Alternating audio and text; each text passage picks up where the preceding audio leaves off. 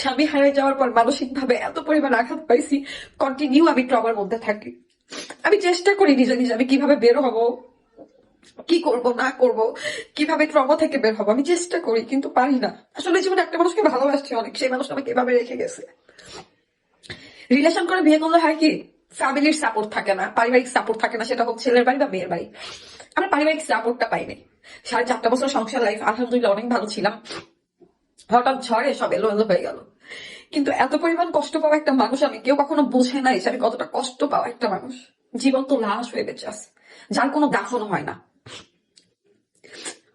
পরিবারও কখনো আমাকে বুঝে নাই যে আমার আমার ভিতরে কি চলতেছে। আমার কাছে মনে হয় কি, আল্লাহ আমাকে যদি নিয়ে যাবে, এই পৃথিবীর মানুষজন বা আমার আপন মানুষজন সব থেকে বেশি খুশি হবে, আর তাদের থেকে বেশি খুশি হবো আমি।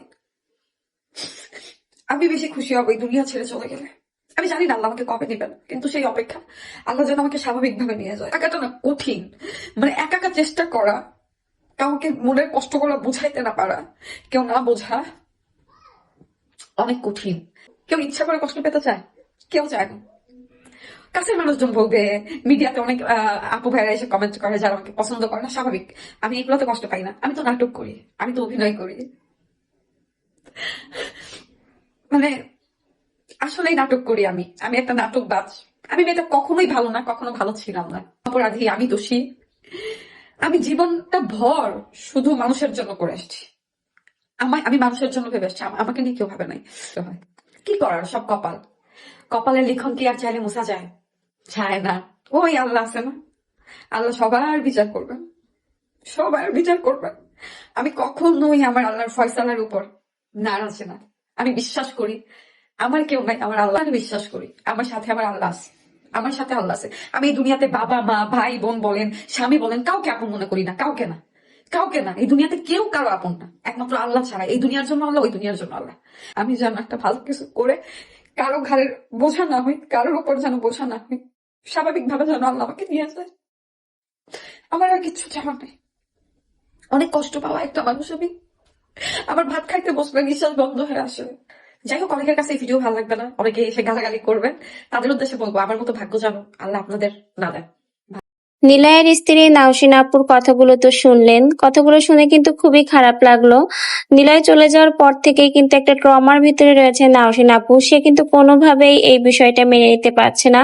অনেকেই হয়তো ভাবে সে নাটক করে, সে চাইলে কিন্তু ঘুরে দাঁড়াতে পারে, কিন্তু এই কথা আসে না, বেশি ভালোবাসার মানুষ চলে গেলে তাকে হারানোর কষ্টটা সহজেই ভুলে উঠতে পারে না। তার ভিতরে সে একটা ট্রমার ভিতরে রয়েছে, আর এই ট্রমা থেকে তার পরিবারের লোকজনও তাকে বের করছে না। এর জন্য কিন্তু সে আস্তে আস্তে আরো মানসিকভাবে অসুস্থ হয়ে পড়েছে।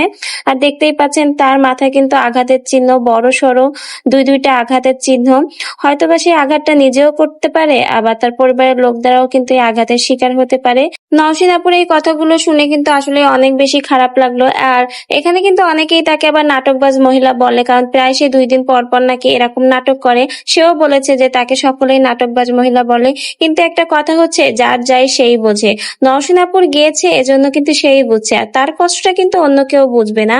তা যা হোক, নওশিন আপুর এই ভিডিওটা দেখে কিন্তু খুব বেশি খারাপ লাগলো। একটা মানুষ কতটা ট্রমার ভিতরে থাকলে এভাবে নিজেকে নিজেই আঘাত করতে পারে। আর নওশিন আপু কিন্তু প্রায় নিজেকে নিজেই আঘাত করে, দেখা যায় প্রায় সময় ভিডিওতে তার হাত পা মুখ কাটা থাকে। তো হয়তোবা সে এখানে নিজেকেও আঘাত করতে পারে, আবার তার পরিবারের কেউ হয়তোবা তাকে এভাবে মারতে পারে। কেউ কেউ তো বলছে তাকে হয়তো তার পরিবারের লোক মারছে, আবার অনেকেই বলছে যে সে নিজেই নিজেকে আঘাত করছে। তো যা হোক, তাকে দেখে কিন্তু অনেক বেশি খারাপ লাগলো, কথাগুলো কিন্তু শুনে বেশ খারাপ লাগলো। তো সবাই নওশিন আপুর জন্য দোয়া করবেন যেন আস্তে আস্তে সে সুস্থ হয়, ধীরে ধীরে এই ট্রমা থেকে বেরিয়ে আসতে পারে।